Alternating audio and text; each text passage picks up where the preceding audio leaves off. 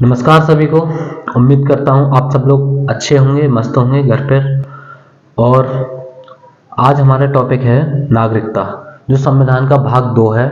और जो नागरिकता टॉपिक है हमारा, ये हमने ब्रिटिश संविधान से लिया है, जिसमें 5 से लेकर 11 तक हमारे आर्टिकल हैं। तो हमारा आर्टिकल 5 कहता है नागरिकता की परिभाषा।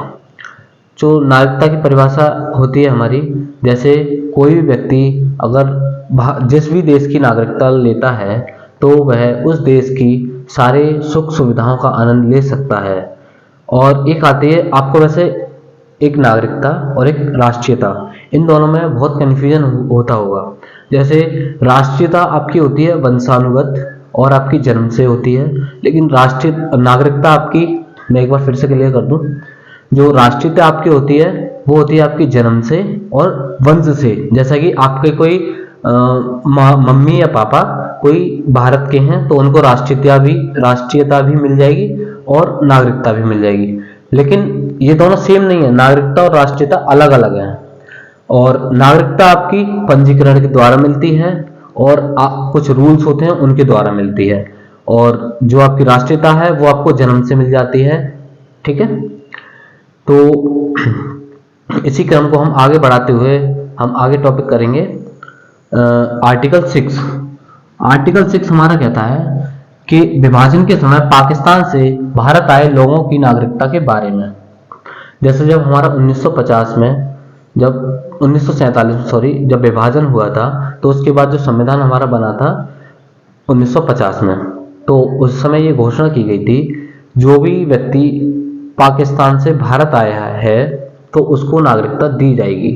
ठीक है, उसके बाद आती है आर्टिकल 7, भारत से पाकिस्तान चले गए लोगों की नागरिकता के बारे में। अब इसमें ऐसा होता है, जैसे भारत से कुछ लोग पाकिस्तान चले गए उस बंटवारे के समय, तो बंटवारे के समय जब पाकिस्तान चले गए थे, तो जब उनको वहां पर रहने नहीं दिया या फिर उनका मन नहीं लगा वहां पे, तो फिर वापस इंडिया आ गए, तो उनकी नागरिकता के विषय के बारे में इसमें आर्टिकल 7 में है।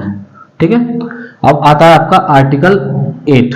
आर्टिकल 1 है जो भारतीय मूल के व्यक्ति के लिए प्रावधान।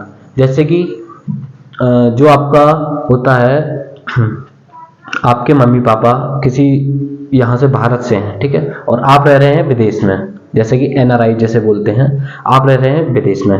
अगर आपको भारत की नागरिकता चाहिए तो आपको आपके अपने मम्मी पापा के अकॉर्डिंग मिल जाएगी। अब आती है बात नागरिकता की समाप्ति। अब नागरिकता की समाप्ति आप 3 तरह से कर सकते हो। एक तो आप अपनी मर्जी से कर सकते हो, एक पंजीकरण के द्वारा कर सकते हो आप, और तीसरा, पहला आप अपनी मर्जी से कर सकते हो, दूसरा आप पंजीकरण के द्वारा कर सकते हो नागरिकता की समाप्ति, तीसरा आप अगर किसी और देश की नागरिकता ग्रहण कर लेते हो तो आपकी नागरिकता समाप्त कर दी जाएगी। आर्टिकल 10, नागरिकता का अधिकार। नागरिकता का अधिकार आपको जिस देश की आप नागरिकता लेते हैं तो आपको उस देश की सारी सुख सुविधाओं का आनंद मिल जाएगा। अब आर्टिकल 11 कहता है संसद को नागरिकता के कानून में संशोधन करने का अधिकार है। बिल्कुल है, संसद जो हमारे नागरिकता के कानूनों में संशोधन कर सकती है। जैसे 1955 में संसद ने हमारे नागरिकता के कानूनों में संशोधन किया था। अभी मैं आपको बता रहा हूं, जैसे पहला आपका 1955 में हुआ था, उसमें आया था आपके नागरिकता प्राप्त करने के 5 तरीके और नागरिकता रद्द करने के 3 तरीके। ठीक है, तो नागरिकता प्राप्त करने के आपके 5 तरीके हैं, जैसे जन्म से नागरिकता प्राप्त करना, आपकी वंशानुगत परंपरा के आधार पर प्राप्त करना। जैसे वंशानुगत, जैसे आपके मम्मी पापा, मैंने बताया कोई एक भारत का नागरिक होना चाहिए तो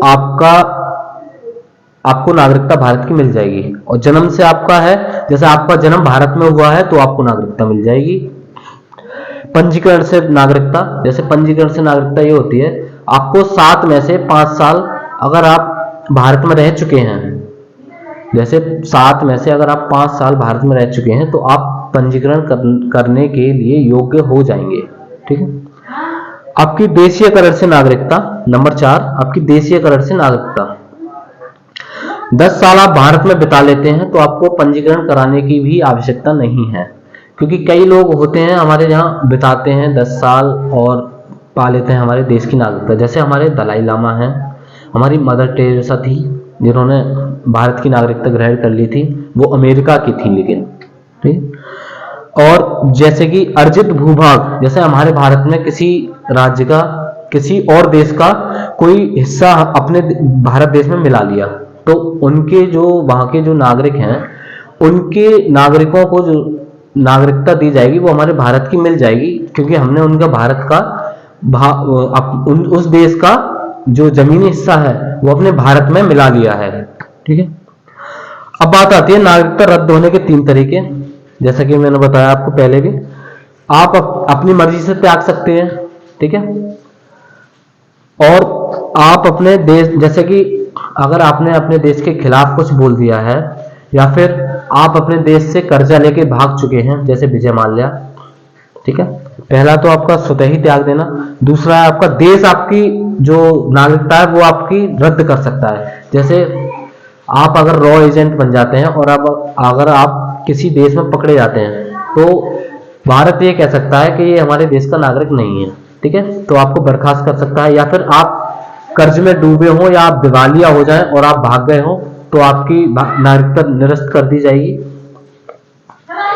और अगर आप किसी और देश की नागरिकता अगर आप अपना लेते हैं तो आपकी नागरिकता बर्खास्त कर दी जाएगी। जैसे अक्षय कुमार ने जो कनाडा की नागरिकता अपना ली है, तो वो भारत के नागरिक नहीं है, अब वो कनाडा के नागरिक हैं। अब नागरिकता से वंचित कर देना, अब जैसे आपके पंजीकरण के द्वारा आप अपना वंचित, आपको मतलब जो भारत देश है आपको पंजीकरण के द्वारा वंचित कर सकती है, और देशीयकरण से भी। ठीक है। तो ये था हमारा नागरिकता का टॉपिक, और मैं एक बार और रिपीट करा दे रहा हूं आपको। जैसे आर्टिकल 5 में है आपका नागरिकता की परिभाषा। कोई भी व्यक्ति जो भारत का किसी भी देश में रह रहा है, अगर वह उस देश की नागरिकता पा लेता है तो वह वहां के उस देश की सारी सुविधाओं का आनंद ले सकता है। ठीक है। आर्टिकल 6 विभाजन के समय पाकिस्तान से आए लोगों की नागरिकता के बारे में। जो पाकिस्तान से जो भारत आए थे उनका जो नागरिकता मिल गई थी वो ऐसी मिल गई थी। जो पाकिस्तान गए थे फिर वापस आए थे उनके लिए आर्टिकल 7 में है जिक्र। आर्टिकल 8 में है भारतीय मूल के व्यक्ति के लिए प्रावधान। जैसे मेरे कोई भी मम्मी पापा अगर भारत के हैं तो मुझे नागरिकता मिल जाएगी।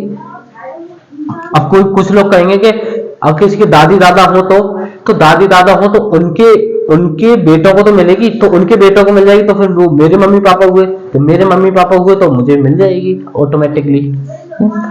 आर्टिकल 9 कहता है नागरिकता की समाप्ति। 3 तरह से हो जाती है, मैंने आपको बता दिया। आर्टिकल 10 नागरिकता का अधिकार। कैसे हम नागरिकता का अधिकार ले सकते हैं, वो 5 तरह से हम नागरिकता ग्रहण कर सकते हैं। ठीक है। नागरिकता का अधिकार जो हम 5 तरह से ग्रहण कर सकते हैं: जन्म से, वंशानुगत, जन्म से वंशानुगत, देशीयकरण और भूभाग अर्जित करके, और आपका तीसरा है पंजीकरण, वो 5वां है आपका पंजीकरण से। संसद को नागरिकता के कानून के संशोधन कर सकता है। संसद जो हमारा नागरिकता के कानून में संशोधन कर सकता है। अब संशोधन कितनी बार हुआ है हमारा? आपका 1986 में हुआ है, 1992 में हुआ है, 2003 में हुआ है, 2005 में हुआ है, 2015 में हुआ है, और आपका लास्ट हुआ है 2019 में। ठीक है। जिसमें कि अल्पसंख्यकों को, जो मुस्लिम थे, मुस्लिम को हमारे भारत देश नागरिकता नहीं दे सकता, क्योंकि उनके और मुस्लिम देश है ना, तो वो वहां पे जाएं। हमारे भारत का कहना ये है, मतलब भारत के जो प्रधानमंत्री हैं उनका कहना ये है। तो अगर वीडियो आपको अच्छी लगी हो तो अपने दोस्तों को शेयर करें, और उम्मीद करता हूं आपकी पढ़ाई अच्छी चल रही होगी। धन्यवाद।